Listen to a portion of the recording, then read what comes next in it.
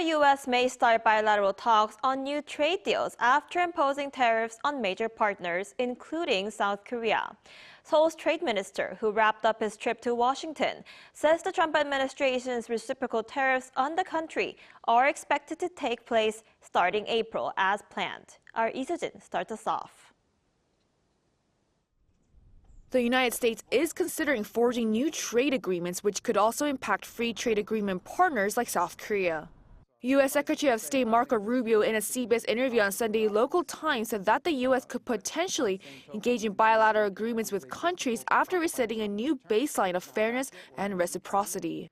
He emphasized that bilateral negotiations would not begin until reciprocal tariffs were fully implemented on countries like Canada, Mexico, and most of the EU, suggesting the tariffs could serve as a bargaining tool. He also stated that the reciprocal tariffs are not targeted towards specific nations but apply to all countries.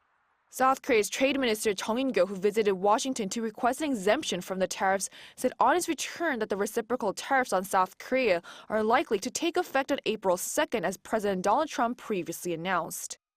The goal of reducing the trade deficit through reciprocal tariffs has not changed. Since President Trump directly oversees these tariffs, it's highly likely that his policies will be carried out as planned. While there were no discussions on specific items like automobiles or beef, he said that the U.S. highlighted how South Korea's sanitary policies and technical regulations have made it difficult for the U.S. to access the Korean market. Chung's trip to the U.S. to meet with his counterpart follows Trump's accusation earlier this month that South Korea imposes tariffs 4 times higher than those of the U.S., a claim that Korea disputed. South Korea's effective tariff rate on U.S. imports stands at 0.79% as of 2024, in line with the two countries' FTA, a sharp drop from the 2.48% in 2015. While it is unclear whether South Korea's FTA with the United States will be revised or replaced by a completely new deal, given that it was already revised during Trump's first term, it is highly likely that further adjustments will be considered in response to the changing trade dynamics. Lee Soo-jin, Arirang News.